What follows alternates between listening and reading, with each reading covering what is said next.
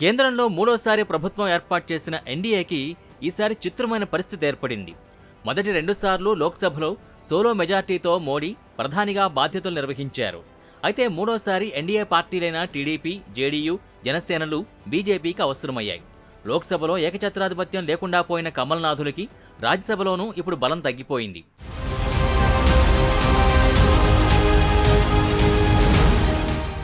తాజాగా 4 నామినేటెడ్ ఎంపీల పదవీకాలం ముగియడంతో రాజ్యసభలో బీజేపీ బలం 86కు పడిపోయింది.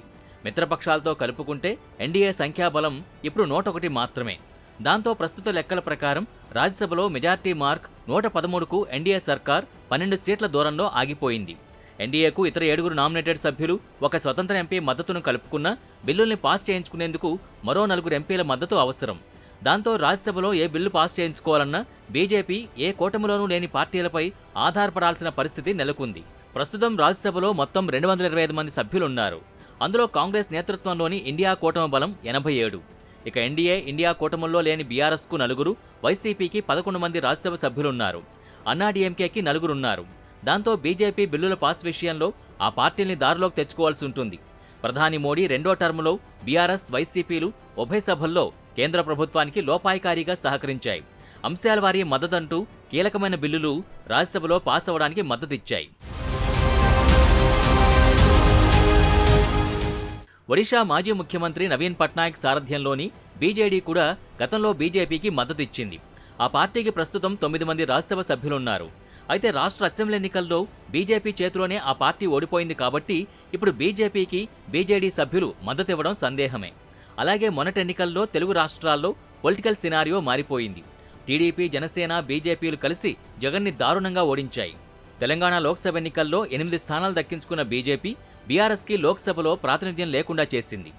అయినా ఈ టర్మ్లో కూడా కేసీఆర్, జగన్లు ఎన్డీఏకు రాజ్యసభలో సహకరించక తప్పేలా లేదంటున్నారు.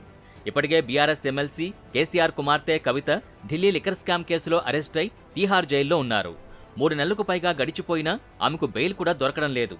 ఆమె బెయిల్ కోసం హరీష్ రావు, కేటీఆర్లు ఢిల్లీలో మకాం వేశారు. అటు బెయిలు, ఇటు రాష్ట్రంలో కాంగ్రెస్ దూకుడు తగ్గించడానికి బీజేపీ పెద్దలతో టచ్లోకి వెళ్లి పావులు కదుపుతున్నారన్న ప్రచారం జరుగుతోంది. ఆ క్రమంలో రాజ్యసభలో గులాబీ పార్టీకున్న 4 సభ్యులు బీజేపీలో విలీనంపై పెద్ద చర్చే జరుగుతోంది. ఆ విలీనానికి కవిత బెయిల్కు లింకు పెట్టి రకరకాల ఊహాగానాలు వినిపిస్తున్నాయి.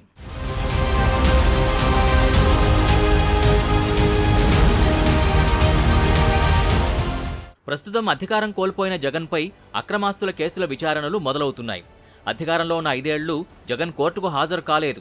అయితే పవర్ పోయాక ఆయన కేసుల విచారణను వేగవంతం చేయాలని కోర్టులో పిటిషన్లు దాఖలవుతున్నాయి. జగన్ కేసులపై హరిరామజోగయ్య వేసిన పిటిషన్తో జగన్ కేసుల్ని సీబీఐ కోర్టులో రోజువారీగా విచారించాలని తెలంగాణ హైకోర్టు ఇప్పటికే ఆదేశాలు జారీ చేసింది.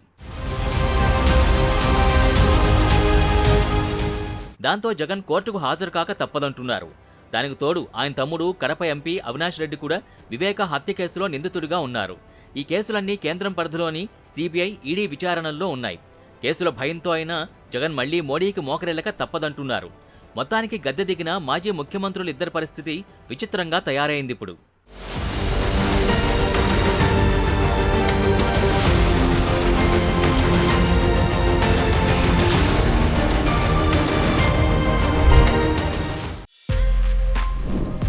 For more videos like this, subscribe Big TV channel.